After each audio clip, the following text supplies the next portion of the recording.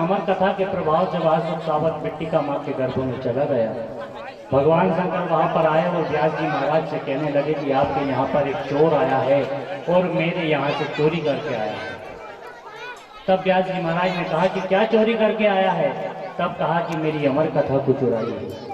ने कहा कि आप जानते हैं अमर कथा का क्या प्रभाव है? तो बाबा शंकर कहते हैं कि हाँ, मैं जानता हूँ अमर कथा का क्या प्रभाव है। बोले क्या? कि जो अमर कथा सुन लेता है उसकी कभी मृत्यु नहीं होती, वह अमर हो जाता है। तो भगवान व्यास जी महाराज ने कहा कि इस सुख सावक ने भी अमर कथा सुन ली है, अब इसका विनाश नहीं होगा, आप इसे मत मारो, पाप लगेगा आपको। भगवान शंकर ने कहा कि आपने मेरी आंखें खोल दी। इस बात को स्वीकार करके बाबा शंकर अपने कैलाश पर्वत पे आ गए। ऐसे सर्वभूत हृदय भगवान व्यास जी के पुत्र सुखदेव भगवान। कहा जाता है कि श्रीमद् भागवत महापुराण में व्यास जी महाराज के जन्म की कथा नहीं है, लेकिन महाभारत में एक प्रसंग मिलता है कि व्यास जी महाराज का जन्म की कथा महाभारत में विद्यमान है। कहा जाता है कि एक बार त्रिलोक अप्सरा आकाश मार्ग में विचरण कर रही थी। उसी समय देवल ऋषि उपचर्य वसु देवल ऋषि एक नदी में स्नान कर रहे थे। विश्व अप्सराओं को देखकर उनका तेज नष्ट हो गया और वह एक मछली निकली। मछली के गर्भ से एक पुत्री का जन्म हुआ जिसका नाम हुआ सत्यवती। वह सत्य बोला करती थी, इसलिए उसका नाम सत्यवती हुआ। उसे वंश कुंसा भी कहा जाता है क्योंकि वह मछली के गर्भ से हुए थे।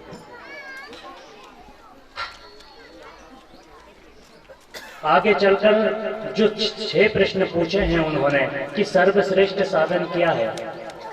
सोनक जी ने जो सूत जी महाराज से पूछा कि सर्वश्रेष्ठ साधन क्या है, तब सूत जी महाराज कहते हैं कि भगवान की भक्ति ही, भगवान का ध्यान ही, भगवान की शरणागत ही सर्वश्रेष्ठ साधन है। दूसरा प्रश्न किया था कि भगवान के कितने अवतार हैं, तब कहा कि भगवान के 24 अवतार हैं, जिसमें से 10 प्रमुख अवतार हैं। उन 10 में से भी 2 राम और कृष्ण अवतार प्रमुख है। वाल्मीकि रामायण के अनुसार एक का चांस कला पुंसा रामस्तु भगवान स्वयं। वाल्मीकि रामायण के आधार पर राम जी को बड़ा बताया और श्रीमद् भागवत के आधार पर भगवान कृष्ण को एक आधार बताया। सनक सनंदन सनातन संत कुमार 12 भगवान नारद जी, नर नारायण, देवी सरस्वती, कपिल भगवान, दत्तात्रेय, यज्ञ भगवान, ऋषभदेव, पृथु भगवान, मत्स्य, कश्यप, परशुराम, वेदव्यास जी, राम, बलराम, कृष्ण, बुद्ध भगवान, कल्कि भगवान और लास्ट में 24वें अवतार पर हयग्रीव भगवान का जन्म हुआ। इन 24 अवतारों की कथा तृतीय स्कंद से, भागवत जी के तृतीय स्कंद से भागवत के 12 स्कंद के 4th अध्याय तक विद्यमान है। व्यास जी ने कलयुग के जीवों के लिए इस महान ग्रंथ का लेखन किया। सोनक जी ने कहा कि यह ग्रंथ सुखदेव ने राजा परीक्षित को कैसे सुनाया, यह प्रसंग आप हमें विस्तार से बताइए।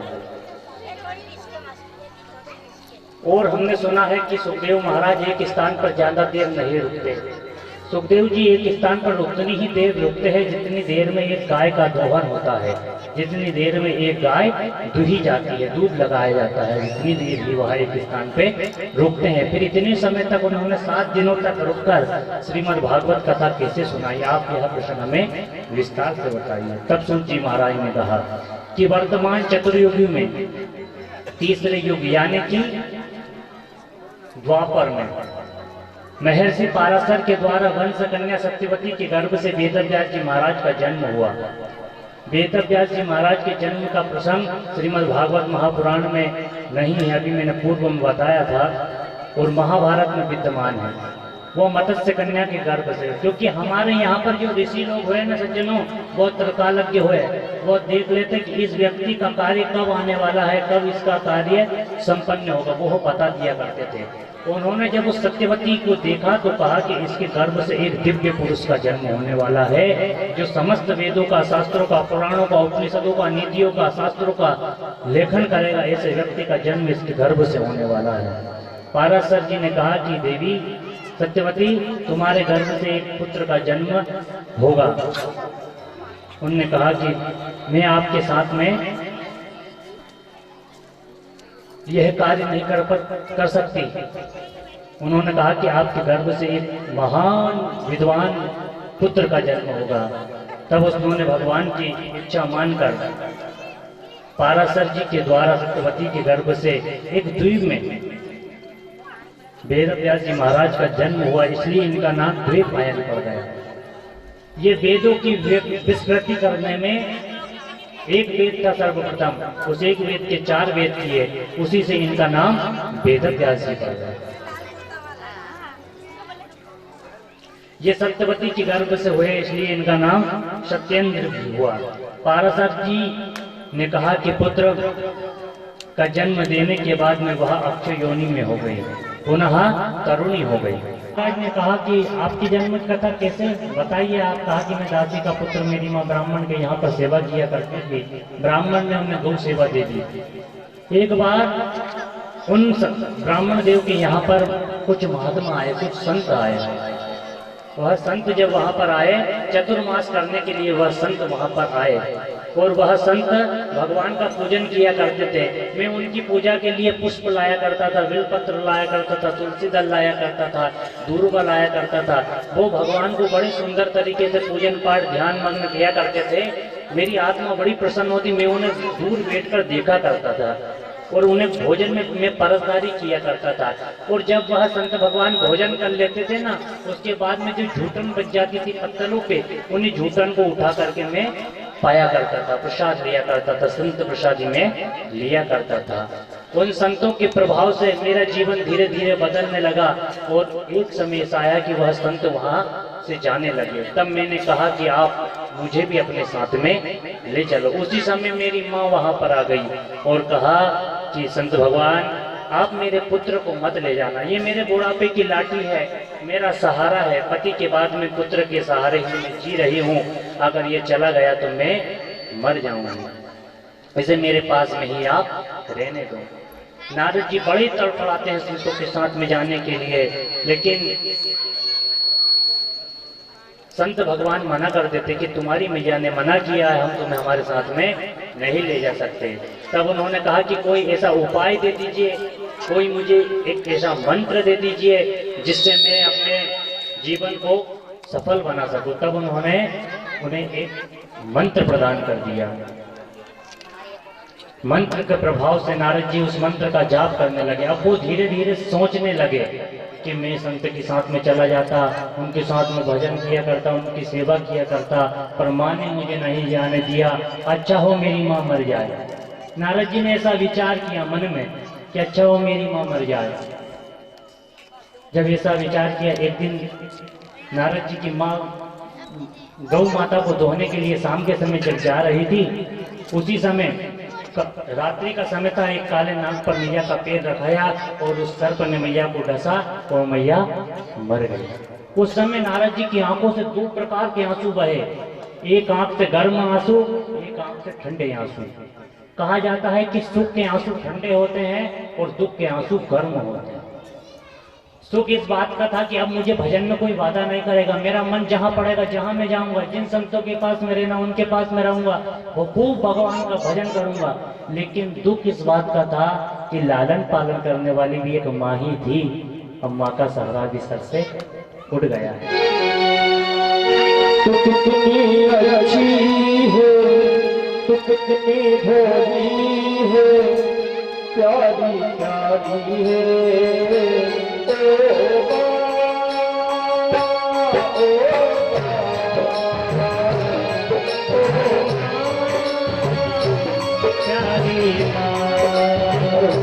तू कितनी अच्छी है, तू कितनी भोली है, प्यारी है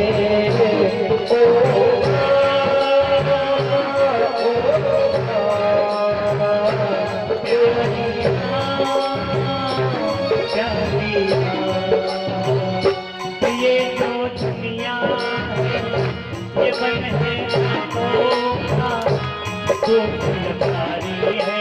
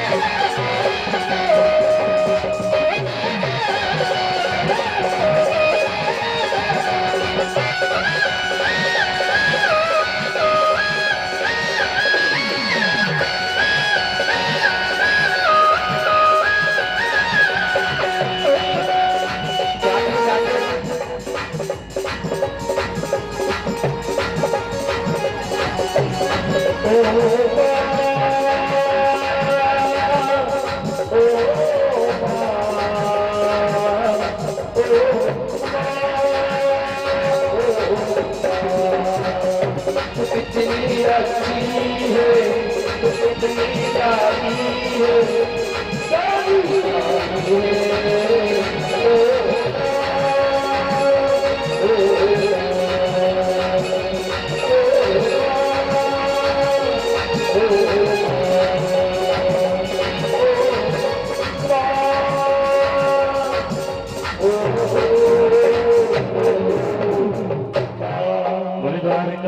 भगवान की।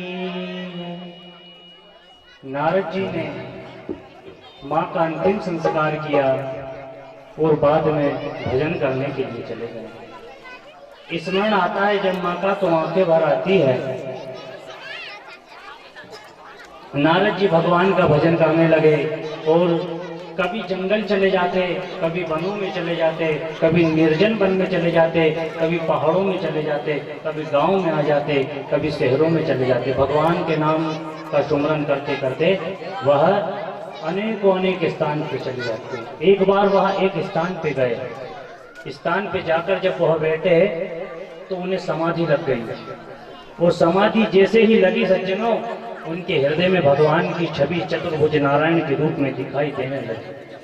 जब नारद जी को बहुत समाधि में भगवान का चित्रण, इतना सुंदर स्वरूप जब भगवान का दिखा, तो नारद जी ने उन्हें पकड़ने का सोचा, जल्दी से मैं इन्हें पकड़ लूं, इतने सुंदर भगवान है।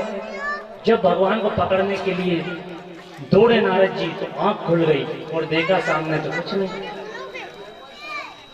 नारद जी ने कहा कि अभी जो पहले दिखा था वो कहाँ गया, कौन है, कैसा, व्याकुल होकर ढूंढने लगे उसे। वो परमात्मा कही, आकाशवाणी हुई, मैं अधकचरों को दर्शन नहीं देता हूँ। तो नारद जी ने कहा कि जब दर्शन देना ही नहीं था तो दर्शन की चटनी क्यों चटाई। तो भगवान आकाशवाणी कहती है कि इसलिए चटनी चटाई कि तुम्हें विश्वास तो है कि चटनी मीठी है कि खट्टी है, पता भी तो हो कि मैं हूँ इस पृथ्वी पर कि नहीं हूँ। नहीं तो भजन ही करता रह जाओ और अंत समय भी कहीं पता ही नहीं चले कहाँ गया और कैसा है। मिट्टी की काया मिट्टी में मिल जाए तुम्हारी, इसलिए मैंने तुम्हें बताया कि मैं हूँ। एक बार की बात, एक संत एक गांव में आए। वो संत जब गांव में आए तो गांव के सज्जन लोग थे। सज्जन लोगों ने कहा कि महाराज जी तेजस्वी दिखाई दे रहे, ज्ञानी पुरुष दिखाई देते हैं, संध्या बंदन करते, पूजन पाठ भगवान का बड़े श्रृंगार के साथ में पूजन अर्चन किया करते हैं, क्यों ना संत भगवान से कथा सुन जाए। तो उन्होंने कहा कि संत भगवान स्वागत करने के लिए उनकी कुटिया पे गए और कहा कि आप हमें कथा सुनाइए।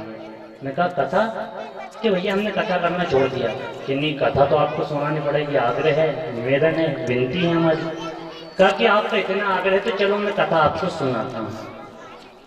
कथा के लिए बड़ा पंडाल बनाया, बड़ा मंच बनाया और उन्होंने कहा कि कथा में मेरी एक शर्त है। उन्होंने कहा कि क्या, कि मैं आपसे एक प्रश्न पूछूंगा। उन्होंने कहा कि प्रश्न, हम मूर्ख लोग आपके प्रश्नों का उत्तर कैसे दे सकते हैं। तो उन्होंने कहा कि मेरे प्रश्नों का ज्यादा कुछ उत्तर नहीं देना, आपको हाँ और ना में उत्तर देना। उन्होंने कहा कि इतना तो कर ही सकते हैं। व्यास जी महाराज आए हैं, महात्मा जी, और जैसे ही व्यास गादी पर बैठे और उन्होंने सबसे पूछा कि क्या भगवान है। सब बोले हाँ है, भगवान की ये प्रकृति है, ये जल जल जल छल जल सब जीवों में भगवान है, परमपिता परमात्मा की सृष्टि, भगवान तो है। व्यास जी महाराज तखत से उठे और अपने कुटिया पे चले गए लोग, महाराज जी आपने कथा नहीं सुनाई। कि मैं 3 घंटे कथा में यही कहता कि भगवान है, भगवान की ये लीला, और ये तो तुम जानते हो कि भगवान है, तो फिर कथा क्यों सुनो। तो कि नहीं महाराज जी कथा तो सुना है, एक और मौका दो। उन्होंने कहा कि ठीक है। और गांव वालों ने रात्रि में मीटिंग बिठाई कि ऐसे कथा नहीं सुनाएंगे अगर भगवान की, ऐसा करेंगे कि आज आधे लोग तो कहना, मैयाओं तो कहना कि भगवान है, और पुरुष लोग कहना कि भगवान नहीं है। जब तो कथा सुनाए, कथा जरूर सुनेंगे, साधु बहुत अच्छे लगते हैं, ज्ञानी लगते हैं। उन्होंने कहा कि अच्छा चलो भैया। कल फिर महाराज जी को निवेदन किया, व्यास मंच पे आए, मंगलाचरण किया और फिर उन्होंने वही प्रश्न पूछा, क्या भगवान है। मैयाएं बोल रही हाँ है ना, हाँ मैयाएं कह रही है, इनके ऊपर बारी थी ना, कह रही है। मैयाओं ने बोला भगवान तो है, और जब पुरुषों की तरफ कहा, देखा तो उन्होंने कहा कि नहीं भैया नहीं है महात्मा जी, कोई भगवान नहीं है, कथा चालू करो।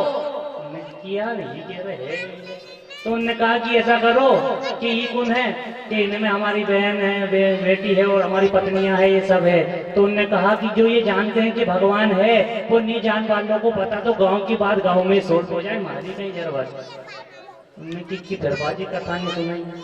एक बार और मौका महात्मा जी, कहा कि एक बार और, चलो ठीक है दे देते हैं। एक बार और मौका मांगा, भाई चले।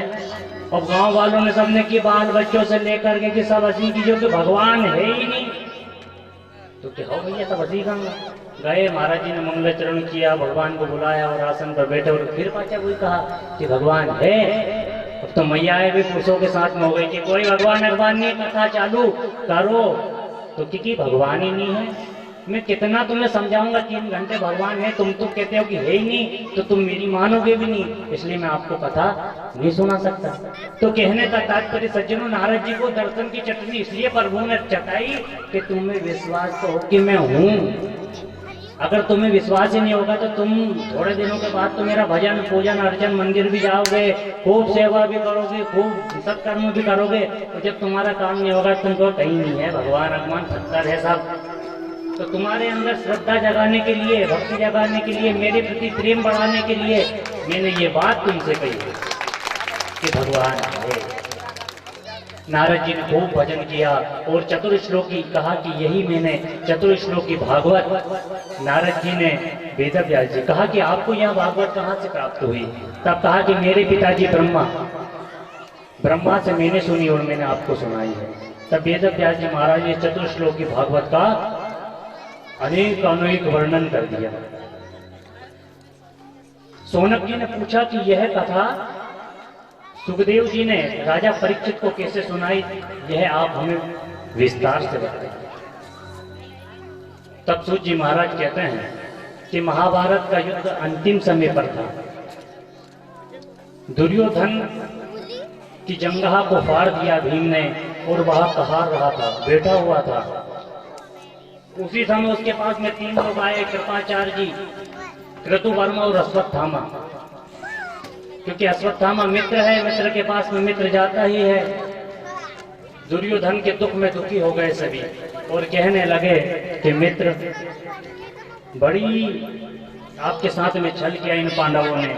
उन्होंने कहा कि हाँ भैया क्या करें, और मेरे साथ तो ऐसा छल किया कि हम 100 भाई थे लेकिन 99 भाई मेरे मारे गए, एक मैं बचा था और मेरी भी जंगा गाड़ दी और ना जाने कब मैं मर जाऊंगा।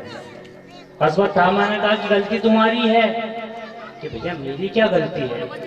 ने कहा कि गलती ये है तुम्हारी, कभी तो तुमने शल्य को अपना सेनापति बनाया, कभी कर्ण को बनाया, कभी भीष्म पितामह को बनाया, तुमने हमको तो कभी बनाया ही नहीं। अगर हमें तुम बताते तो हम बताते कि हम क्या चीज है। उन्होंने कहा कि अभी भी बेटी बाप घर ही है, अभी मरा नहीं हूं और मैं मर जाऊं उसका मुझे गम नहीं, मैं मर जाऊं उसका मुझे कोई गम नहीं, लेकिन उन पांडवों में से अगर एक भी मर जाता तो मैं शांति से मर जाता। क्योंकि आजकल सज्जनों लोग अपने सुख से इतने सुखी नहीं, अपने दुख से इतने दुखी नहीं जितने दूसरों के सुख से दुखी है।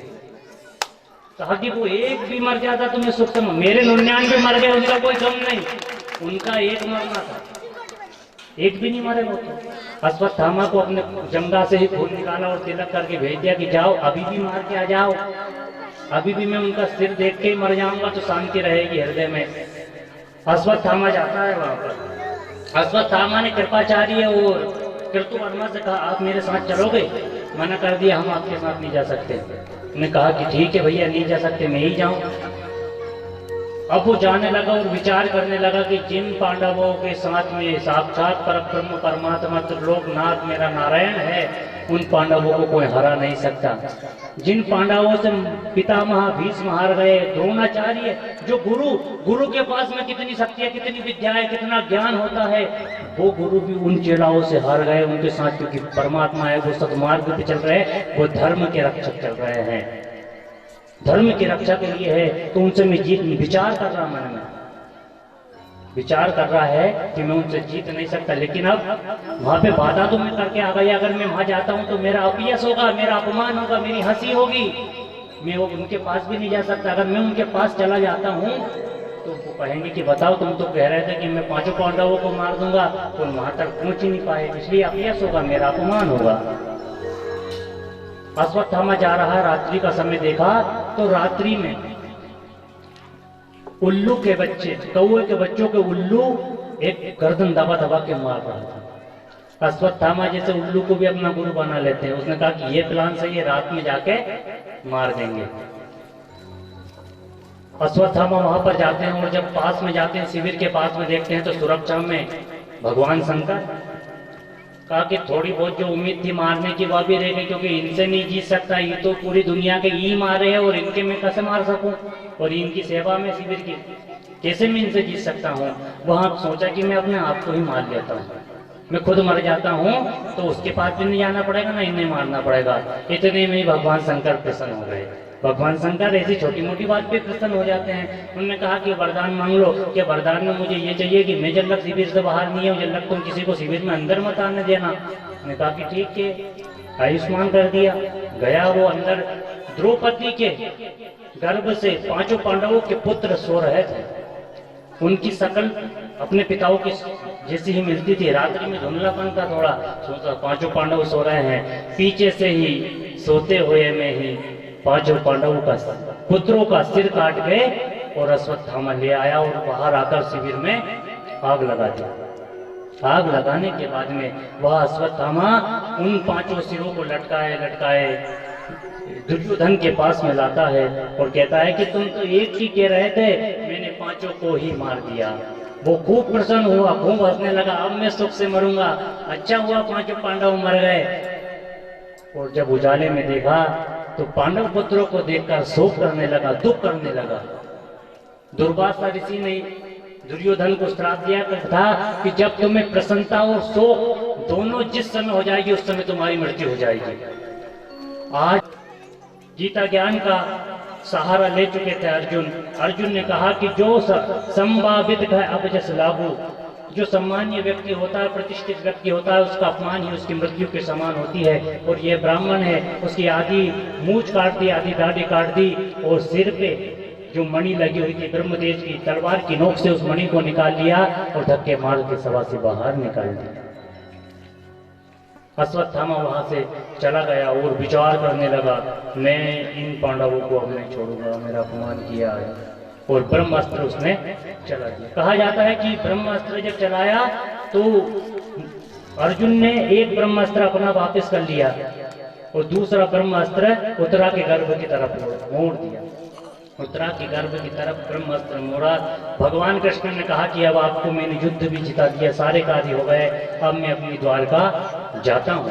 तब उन्होंने कहा कि आप द्वारका मत जाओ, उन्होंने कहा कि हमें जाना होगा। तब रोती हुई उत्तरा वहां पर आती कि पाहि पाहि महायोगे देव देव जगतपते यत्र मृत्यु परस्परम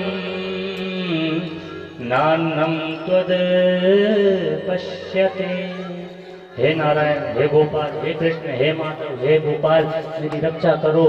अश्वत्थामा के द्वारा चलाया हुआ ब्रह्मास्त्र मेरे उदर में जो पुत्र है उसे बड़ा कष्ट दे रहा है, मेरी रक्षा करो। भगवान श्री कृष्ण ने उसके गर्भ में जाकर रक्षा की। भगवान जाने लगे, उसी समय माँ कुंती वहां पर आ गई, कहने लगी कृष्ण मत जाओ हमें छोड़कर। उन्होंने कहा माँ मुझे जाना होगा। कि जा रहे हो तो मुझे एक वरदान दे जाओ। उन्होंने कहा कि क्या? कि वरदान में मुझे दुख ही दुख दे जाओ। कि बुआ तूने जीवन जब से तेरा जन्म हुआ तब से अभी तक तूने दुख ही दुख भोगा है और अभी तो दुख ही मांग रही है, कारण क्या है, बात क्या है? कहा कि कृष्ण तुम दुख के साथी हो, तुम सुख के साथी नहीं हो। विपदा संतुष्णा सस्वत तत्र तत्र जगत गुरु भवतो दर्शनम यस्यात् पुनर्भव दर्शनम। तुम सुख के साथी हो, तुम दुख के साथी हो, सुख के नहीं हो। जहाँ सुख आता है वहां से तुम चले जाते हो और जहाँ सुख आता है वहां तुम आ जाते हो। जब मेरे पुत्र को लाक्षागृह में उन कौरवों ने जब जलाने का सोचा उस समय तुम आए। सूखी नोक के बराबर जगह नहीं दी थी, तब तुमने अपना सहारा दिया, तुमने उनकी रक्षा की। और आज जब उनके पास में सारा साम्राज्य, सारे राज्य, महल, सब कुछ उन्हें मिल गया तो छोड़ कर जा रहे हो। सुख के माथे सिल पड़े जो नाम हृदय से जाए, और बड़हारी व दुख की जो पल पल नाम रटाए। कृष्ण वो दुख मुझे प्रिय है, बड़ा सुंदर लगता है जो पल पल तेरी याद आती रहे मुझे। इसलिए माँ को समझाते भगवान देखते हैं कि अब मेरा एक भक्त अभी बाणों की सैया पर विराजमान है, उसे भी मुझे दर्शन देना है। इसलिए भगवान रुक गए और पांचों पांडवों का युधिष्ठिर जी का राज्य तिलक करते हैं। राज्य तिलक करने के बाद में पांचों पांडव द्रौपदी के सहित में भीष्म पितामह के यहाँ चले जाते हैं। भीष्म पितामह को उपदेश दिलवाते हैं कि राज्य धर्मन दान धर्मन मोक्ष धर्मन विभागसा। राज धर्म के बारे में बताते हैं, मोक्ष धर्म के बारे में बताते हैं, स्त्री धर्म के बारे में बताते हैं। और जब स्त्री धर्म के बारे में बताते हैं, जब द्रौपदी हंस पड़ती, पितामह भीष्म कहते पुत्री तुम हंसी क्यों, बेटी तुम हंसी क्यों। ने कहा कि पिताजी वैसे ही हंसी आ गई कि नहीं, तुम सामान्य कुल की वधू हो, इतने प्रतिष्ठित कुल की वधू हो, तुम बिना कारण से हंस नहीं सकती, कुछ कारण है।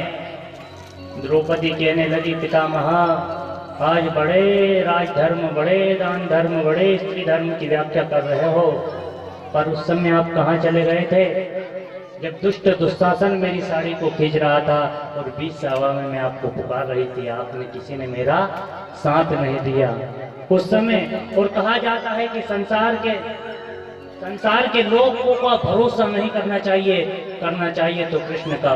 द्रौपदी कहती है, द्रौपदी ने पुकार की, करुण पुकार भगवान से जब की तो भगवान आए हैं।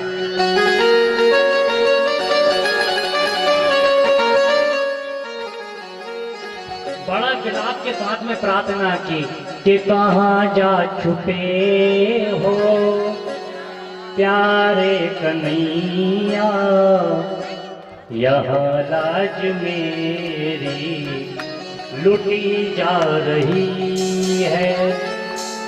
दुशासन के हाथों तेरी द्रौपदी की सब बीच साड़ी खींची जा रही है। वो द्रौपदी अपने सगे संबंधी, अपने लोगों से प्रार्थना करती है, गुरु दौड़ने बोलो, पितामह बोलो, तुमसे तुम्हारी बहू पूछती है, पांचों पति मेरे बेटे सभा में, महलों की रानी लुटी जा रही है। मेरे पांचों पतियों ने मेरी बाजी लगा दी, मुझे हरा दिया, सभा में बेटे कुछ बोल नहीं रहे हैं। और मैं कितने अच्छे कुल की पति हूँ, जिन्होंने न देखी सूरत मेरी, कभी जिन्होंने मेरी सूरत नहीं देखी, जिन्होंने न देखी सूरत मेरी, वो देखेंगे आज बदन मेरा नंगा।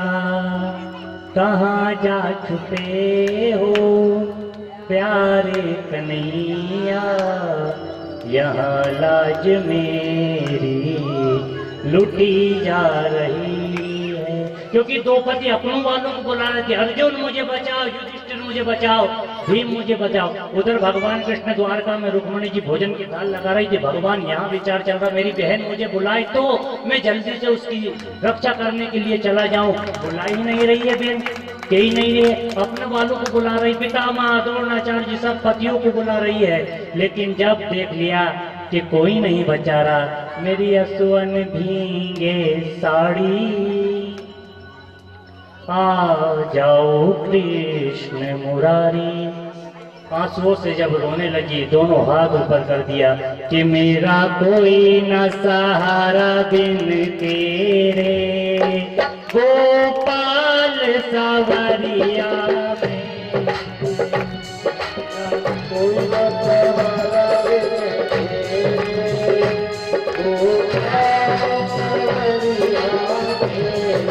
मेरा कोई न सहारा दिल तेरी गोपाल सावरिया में कोई न सहारा गोपाल सवरिया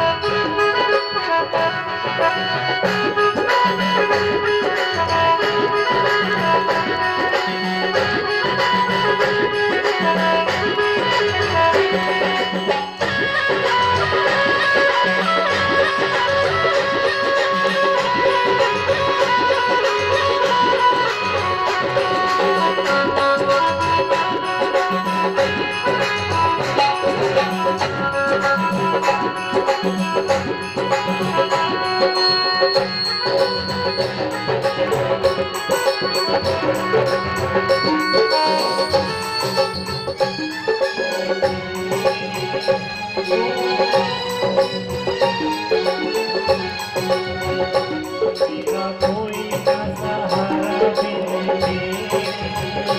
मेरा कोई न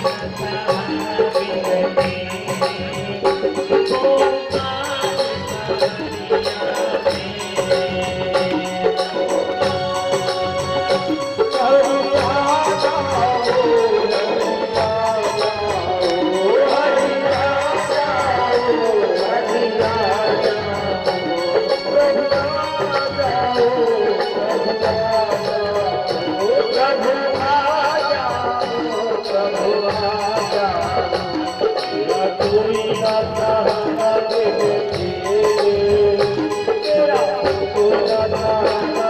तेरी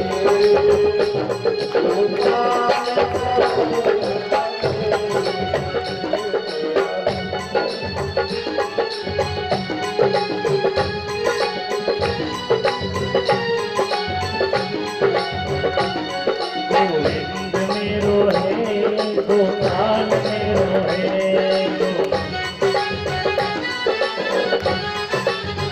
गोविंद मेरो है गोपाल मेरो है गोविंद मेरो है गोपाल मेरो है श्री राम के बिहारी नंदलाल मेरो है श्री राम के बिहारी नंदलाल मेरो है श्री राम के बिहारी नंदलाल मेरो है श्री राम के बिहारी नंदलाल मेरो है मेरा कोई न सहारा दिल तेरी गोपाल सावरिया कोई न सहारा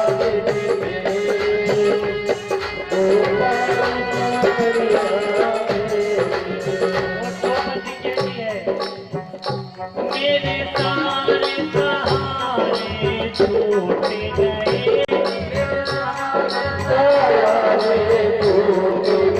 मेरे सारे सहारे छूट गए मेरे सारे सहारे छूट गए क्या तुम भी प्रभु मुझसे रूठ गए क्या तुम भी मुझसे प्रभु रूठ गए क्या तुम भी प्रभु मुझसे रूठ गए तुम भी प्रभु मुझसे रूठ गए अब दूर करोगे अब दूर करोगे गोपाल सावरिया तेरा कोई न सहारा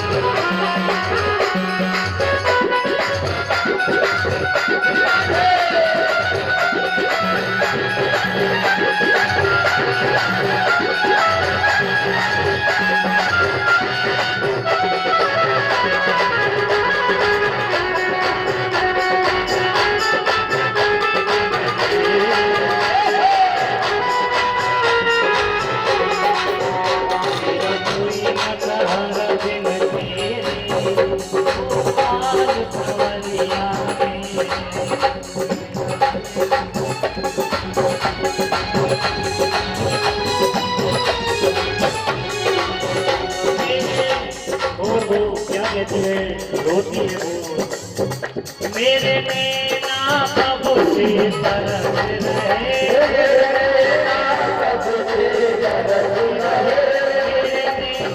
प्रभु से तरस रहे, सावन और साधु बरस रहे, सावन और साधु बरस रहे,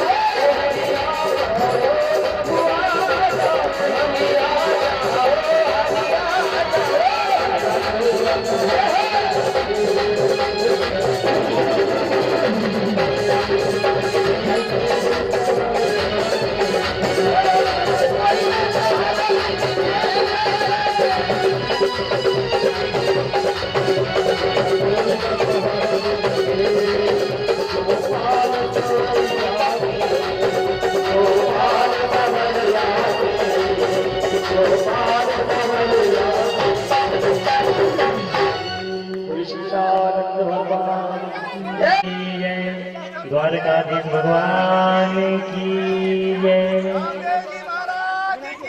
जय हो जय हो देव की जय हो गोकुल धाम की जय हो।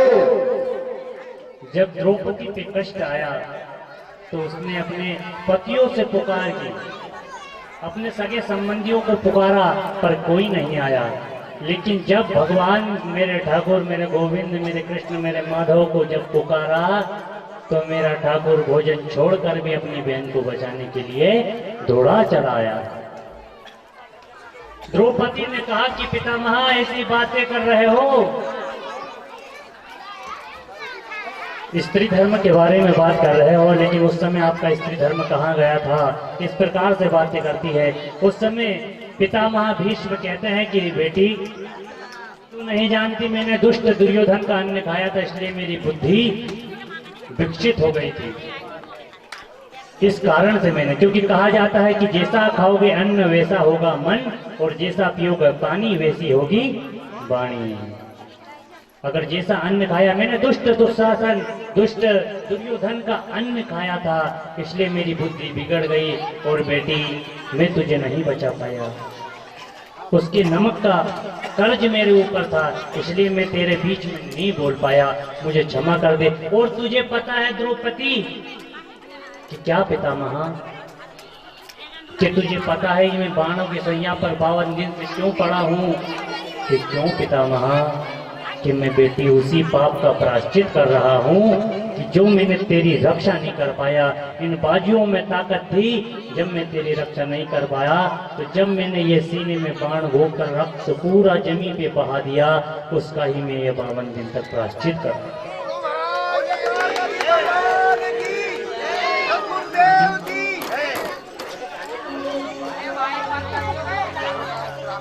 इस प्रकार से द्रौपदी को समझाया है, दुर्योधन जी को समझाया है, सबको समझाने के बाद में युधिष्ठिर जी को समझाया है, और समझाने के बाद में पितामह भीष्म कहने लगे कि भगवान आप मेरी पुत्री से विवाह कर लो।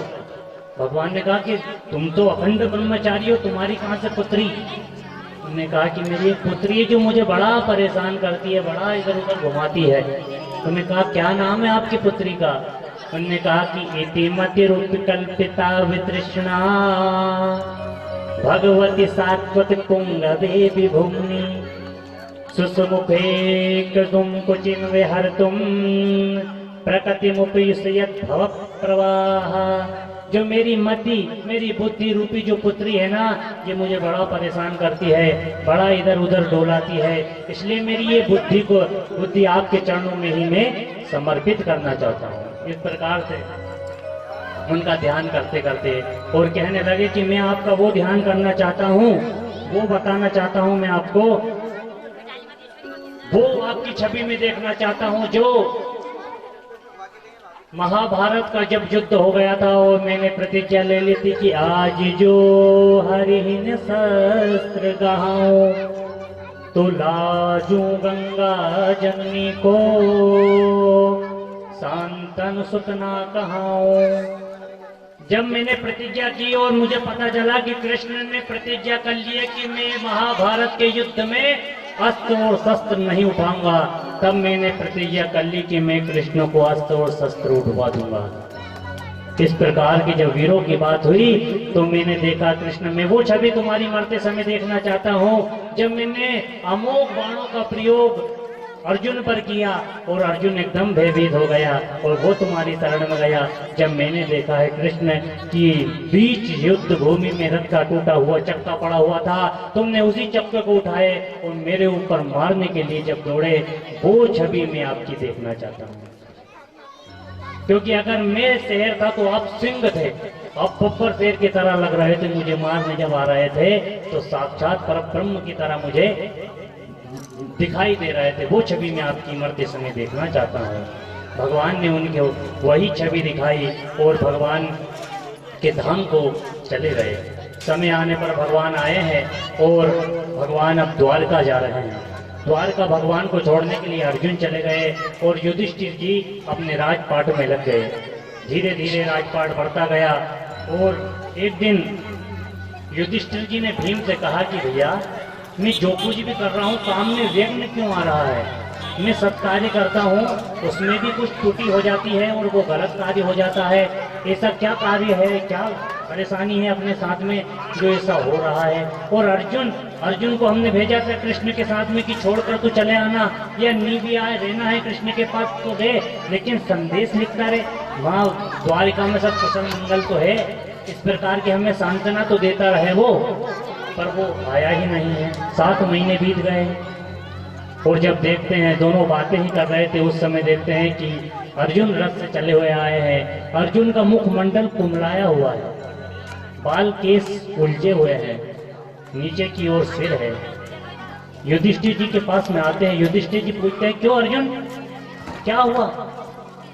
क्या तुमने किसी ब्राह्मण का अपमान कर दिया? तुम्हारा मुखमंडल कुमलाया हुआ क्यों है? क्या तुमने किसी माता बहन का अपमान कर दिया, या तुमने अगम्य स्त्री के साथ में समागम में किया है, या किसी को भोजन कराए बिना तुमने भोजन कर लिया? आखिर तुमने ऐसा क्या कर दिया है कि जिस कारण तुम्हारा मुखमंडल सारा तेज चला गया? रोते हुए बिलक बिलक कर अर्जुन रोने लगे और कहने लगे कि जिन कृष्ण ने हमें संसार की समस्त लड़ाइयों को बचाया, महाभारत जैसे युद्ध में कृष्ण हमारे साथ में रहे, वही कृष्ण ये धराधाम छोड़कर अपने धाम को चले। रोने लगे अर्जुन। रोने जब लगे तो युधिष्ठिर जी ने अपने परपौत्र परीक्षित को वहां पर बुलाया और समस्त इधर उत्तरा के गर्भ से एक पुत्र का जन्म हुआ, जिसका नाम ब्राह्मणों से नामकरण संस्कार कराया।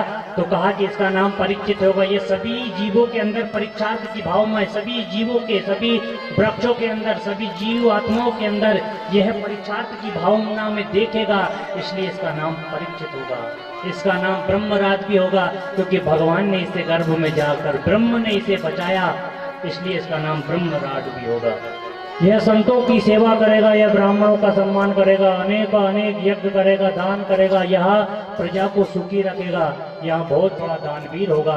लेकिन अंत समय में जब राजपाट के लिए ये जब भ्रमण करेगा तो एक बार एक ऋषि के गले में ये सर्प डाल देगा और ऋषि पुत्र के द्वारा शराप मिलने के कारण इसकी मृत्यु हो जाएगी। इतना सुना युधिष्ठिर जी रोने लगे, कहने लगे मुझे गम ये नहीं कि मेरा परपुत्र मर जाए, पर गम इस बात का, दुख इस बात का है कि मेरा परपुत्र एक ब्राह्मण का अपमान करके मरे। एक ब्राह्मण के श्राप से मरे ब्राह्मण का अपमान करे। इसके कारण ऋषियों ने कहा आप दुखी मत होइए, आप रोइए मत।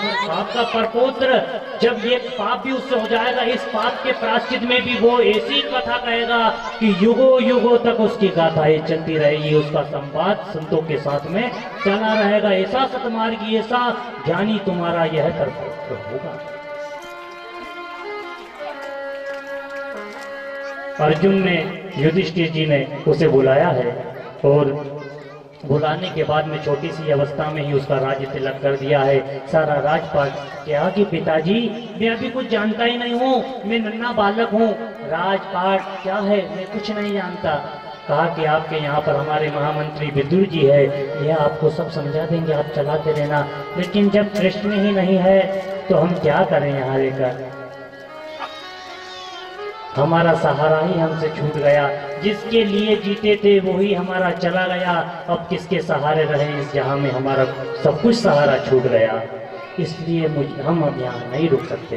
पांचों पांडव द्रौपदी के सहित में हरिद्वार से 300 किलोमीटर ऊपर बद्री का आश्रम गए, वहां से 8 किलोमीटर जहाँ पे यमुना सरस्वती नदी का उद्गम है, पान की जाती हो, जहाँ वेश्यागमन किया जाता हो और जहाँ पर ईर्ष्या बुराई की जाती हो, झूठ बोला जाता हो, वहाँ पर कलयुग का प्रभाव रहता है, कलयुग वहाँ पर वास करता है। कहा कि वास कलयुग यहाँ करता है। कलयुग ने कहा कि आपने महाराज मुझे 4 स्थान तो दिए, लेकिन चारों अशुद्ध दे दिए, कोई एक सुंदर सा स्थान दे दो जहाँ मैं रह सकूं। तब राजा परीक्षित प्रसन्न हुए, उन्होंने कहा कि अधर्म से कमाए हुए सोने में तुम वास करोगे और सोने में वास करोगे। एक बार राजा परीक्षित जरासंध का मुकुट भीम ने गदा युद्ध में जीत कर लाया था और अपने राजभवन में रख लिया था। उस मुकुट को जब रखा तो बहुत सुंदर मुकुट था, वो अच्छी अच्छी मणियों के साथ में, सोने की झालियों के साथ में बना हुआ मुकुट था। राजा परीक्षित को लगा कि यह बहुत सुंदर मुकुट है, उसे पहनकर वो शिकार करने के लिए चले गए। देखो अधर्म के सोने में जब बांस दे दिया, अधर्म का सोना पहना था, अधर्म से जीता हुआ सोने व्यक्ति का सोना जब जीता था पहना, तो मति कैसी भ्रमित हुई। जो राजा पालन पोषण प्रजा का करते हैं, थलचर जलचर जीवों में जो परमात्मा की परीक्षार्थ की भावना से देखते हैं, वो आज शिकार खेलने जा रहे हैं। शिकार खेलने जब जा रहे हैं तो पशु पक्षियों को मार रहे हैं, ऐसी बुद्धि बिगड़ी। और बुद्धि जब बिगड़ती गई, धीरे धीरे धीरे धीरे समय आया और घनघोर जंगल में चले गए और अपने सैनिकों से भी सांस छूट गया। और सैनिकों से जब सांस छूट गया तो प्यास लगी, तो प्यास के विकल राजा आश्रम एक देखा। राजा ने एक आश्रम देखा, आश्रम में एक साधु थे, महात्मा जी समाधिस्थ बैठे हुए थे। कहा कि आवाज लगाई परीक्षित जी ने, कोई ने नहीं सुनी।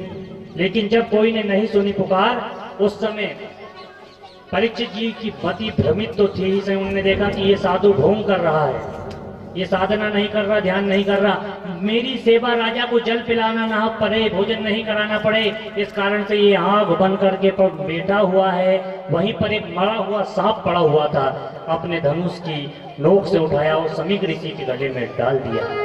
समीक ऋषि के पुत्र कहा जाता, भागवत में नाम नहीं लेकिन महाभारत में आता है कि श्रृंगी ऋषि समीक जी के पुत्र थे। वह अपने बाल सखाओं के साथ में, अपने विद्यार्थी जीवन में, अपने मित्रों के साथ में नदी में क्रीड़ान कर रहे थे, मस्ती कर रहे थे, नहा रहे थे। कौशिक क्या पूपस्पृश्या भागवजम कोस की नदी में स्नान कर रहे थे।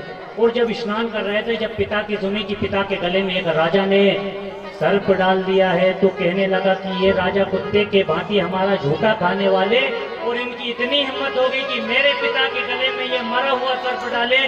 कौशिक क्या उपस्पृश्या उस नदी में से जल लिया और श्राप दे दिया कि आज के 7वें दिन तक चकनाग इस राजा को डसेगा और इसके कारण इसकी मृत्यु हो जाएगी। भगवान की कि पछताया नहीं जो कभी भी कहीं, उसे आखिर में पछताना पड़ा, उसे आखिर पछताया नहीं जो कभी भी कहीं, पछताया नहीं जो उसे आखिर में पछताना आखिर में पछताना पड़ा, उसे आखिर में पछताना पड़ा, उसे आखिर में पछताना पड़ा।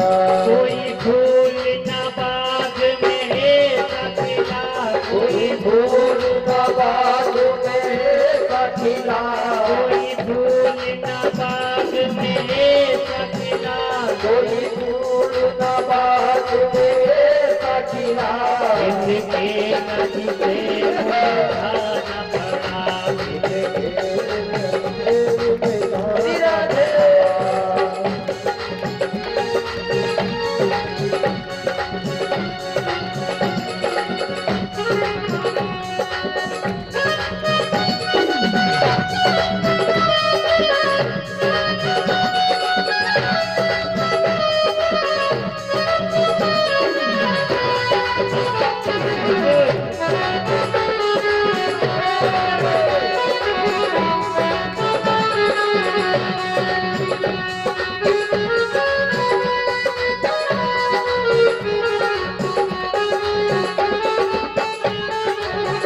उसे आखिर में पछताना पड़ा, उसे आखिर में पछताना पड़ा, उसे आखिर में पछताना पड़ा।